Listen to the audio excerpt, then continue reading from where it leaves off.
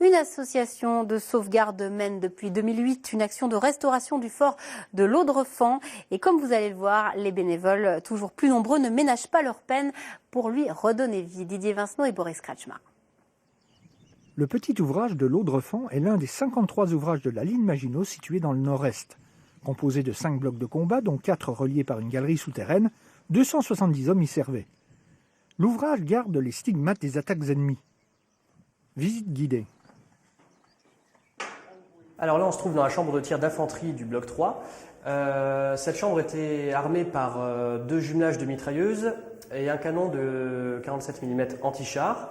Et c'est donc elle qui tirait en direction de la casemate nord de l'Audrefend et vers l'ouvrage voisin de 2 km environ du petit ouvrage de Tétain. En cas d'assaut ennemi d'infanterie, c'est elle qui jouait un rôle fondamental puisque c'est elle qui battait finalement le champ de tir du bloc. Ce sont des pompes Vermorel, c'était des pompes qui permettaient de refroidir les armes puisque sur ces jumelages de mitrailleuses, seule, en cas d'attaque, une seule des mitrailleuses tirait, l'autre était au repos. Et lorsque la première mitrailleuse était trop chaude, à ce moment-là, soit on l'aspergeait d'eau pour la refroidir avec cette pompe Vermorel, ou, solution encore plus radicale, on la trempait dans ses barils une trentaine de secondes, et pendant ce temps-là, l'autre mitrailleuse prenait le relais.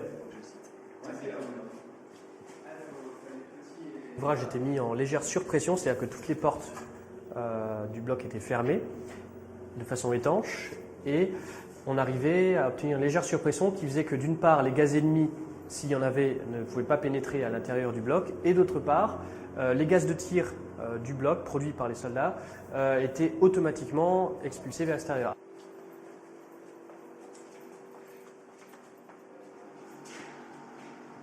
Alors là, on se trouve dans la tourelle de mitrailleuse du bloc 3. C'était la pièce maîtresse du bloc, 96 tonnes, 60 tonnes de parties mobiles. La tourelle de mitrailleuse était armée de 2 mitrailleuses de 7,5 mm et d'un canon anti-char de 25 mm.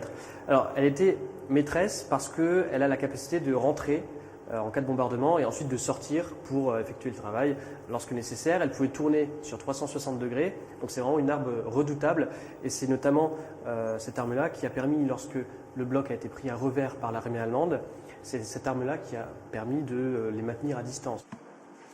Et elle fonctionne de différentes manières, c'est-à-dire que, comme aujourd'hui sur les chars d'ailleurs, on retrouve à la fois un fonctionnement électrique, donc fourni par l'électricité produite ici au bloc par les moteurs diesel, ou alors en cas de panne de ces moteurs, les soldats pouvaient prendre le relais via des manivelles et de faire fonctionner finalement la tourelle de façon manuelle. Alors là, on se trouve dans la salle des mortiers de 80 mm du bloc. Le bloc 3 était équipé de 2 mortiers de 80 mm et en l'occurrence, en 1940, ces 2 mortiers de 80 mm ont permis de faire échouer plusieurs assauts d'infanterie allemands sur l'ouvrage de Tétain. L'ouvrage de l'Audrefend ainsi que l'Incelin et le Tétain se rendront à l'armée allemande le 2 juillet 1940 sur ordre du haut commandement français.